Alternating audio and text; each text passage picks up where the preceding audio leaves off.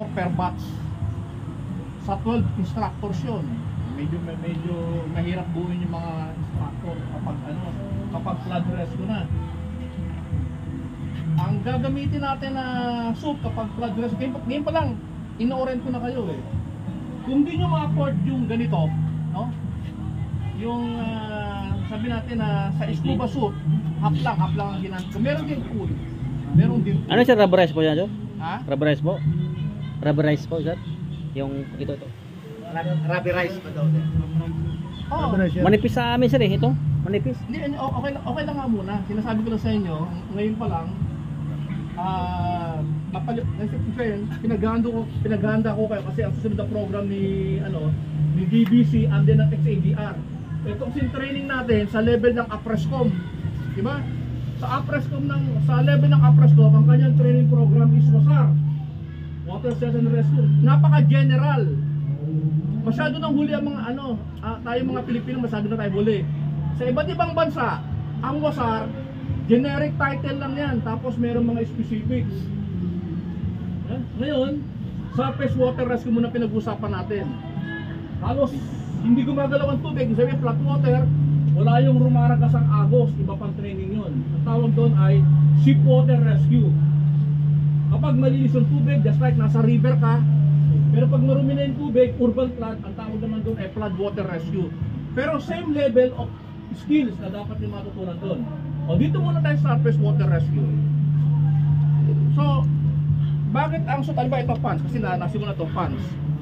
Kaya ganito ang ginagamit. Mag-ooperate tayo ng hindi lang naman isang oras. Maaring 24 hours, di ba? Maginaw. Malamig. One of the dangers na sinabi ko sa lecture natin is hypothermia. Di ba? Pag ito ang suot mo, mag-retain ng heat sa katawan yan. Hindi nakakalabas yung init gaano. Nababasa ng tubig, sa loob nagkakaroon ng tubig, pero itatrap na niya yung tubig. At iinit siya kasi mainit yung katawan. Kaya itong ganito ginagamit. Meron tong partner na upper. Kaya lang, alam mo yung sa flood, hindi all the time.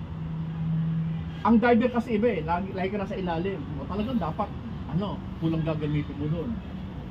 Diba? Sa flood, hindi, nasa ibabaw tayo. So pwede kang gumamit ng ganito naman. Ganito. Yan, yung mga dry pit. Kaya pa sinabing dry pit. Dashguard. Pit sa katawan, hindi loose. Hindi dapat loose. Pit na pit yan. Diba? Pit.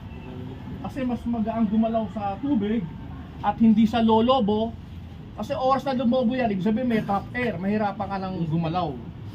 Pangalawa, kapag loose yan, loose.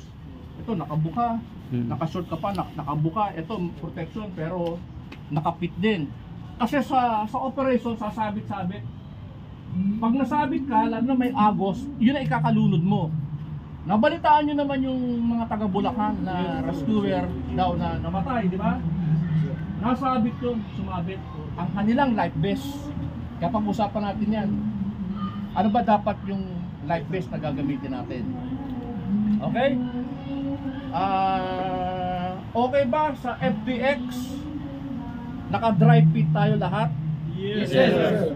At sana medyo dark color, no? Dark color muna tayo. 'Di ba? Dry fit na blue, dark brown, black, yun muna, ha? Okay ba? Walang white, sir, ha? Walang white. And then ngayon pinagbigyan, wala nang naka-short next time, ha? Sunod natin, wala nang dapat mga naka-pants. Kasi nga, kung mag-operate tayo naman tinetrain, no? Tinetrain tayo kasi ang operation natin ay flood. Ito lang magdisilbing, inuulit-ulit ko lagi, ito magdisilbing protection natin sa mga galos-galos. Sa baha, kapag nagalusan ka, ibig sabihin meron ka ng open wounds. Di ba? Eh, problema mo, leptospirosis. At tapos naman, nilalagnat ka na. Akala mo, ordinary yung lagnat.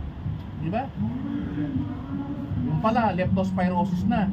Bigla ka na lang, maglalakjo ka, lalakjo ka hanggang ikamatay mo na yun.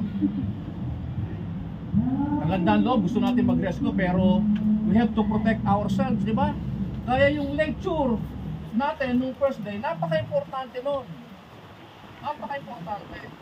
Kasi nandun lahat yung mga iingatan natin. Na tayo may mga PPE, kasi yung pinag-usapan natin yung hazard. Di ba? Weather, tapos ano pa, health hazard. No? Pwede tayo magkasakit. Okay? Ano pa? Okay, shoes. Pwede pwede na yung mga shoes na yan. Pero ang advisable na shoes, yung suot ko kanina, merong tali sana. No? May tali. Oo, pero huwag sana white. Black din ako, sir. Pintuan mo na yan. Kung hindi kayo makabili ng ng water shoes, kung hindi kayo makabili, alam niyo yung ordinary sneaker shoes, yung cloth materials, alam niyo ba yung sneaker? Di ba tali yun? Yun ang dati namin ginagamit.